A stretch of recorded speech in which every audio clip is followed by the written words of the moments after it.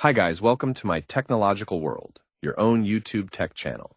If you're new here, please hit the like button and subscribe to our channel and press the bell icon. Today we discuss upcoming flagship Samsung Galaxy S26 Ultra.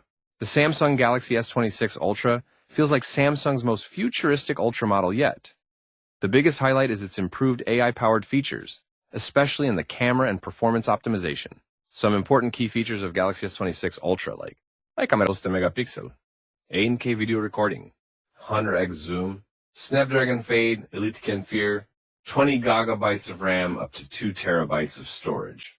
5000 battery, 44-watt fast charging, 6.9-inch display size, IP69 rating, 180 Hz refresh rate. The design is sleeker with slightly thinner bezels, and new gradient-style colors are expected to stand out compared to the usual solid tones. The camera system looks sharper with enhanced zoom capabilities, while battery efficiency has been boosted to handle heavy AI tasks without draining too fast. Overall, it feels like Samsung is blending raw power plus AI intelligence, plus elegant design into one device. So guys, this is fresh information about new Samsung Galaxy S26 Ultra. I hope you like this video.